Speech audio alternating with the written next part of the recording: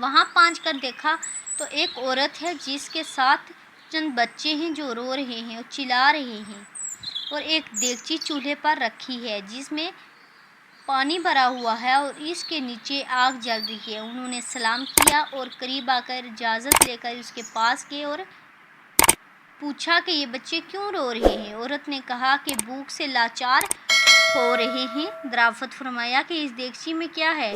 عورت نے کہا کہ پانی بھر کے بہلانے کے واسطے آگ پر رکھ دی ہے، ذرا ان کو تسلی ہو جائے اور سو جائیں۔ امیر المومنین عمر رضی اللہ تعالیٰ عنہ کا اور میرا اللہ ہی کے یہاں فیصلہ ہوگا، میری اس تنگی کی خبر نہیں لیتے۔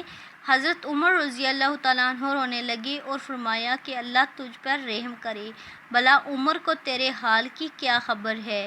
کہنے لگی کہ وہ ہمارے امیر بنے ہیں اور ہمارے حال کی خبر بھی نہیں رکھتے۔ اسلم رضی اللہ تعالیٰ عنہ کہتے ہیں کہ حضرت عمر مجھے ساتھ لے کر واپس ہوئے تو ایک بوری میں بیت المال میں سے کچھ آٹا اور کھجوریں اور چربی اور کچھ کپڑے اور کچھ درہم لیے، غرض اس بوری کو خوب بھرا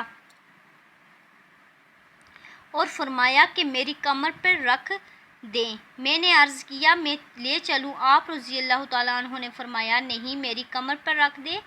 3 مرتبہ جب میں نے اصرار کیا تو فرمایا کیا قیامت میں بھی میرے بوجھ کو تو ہی اٹھائے گا؟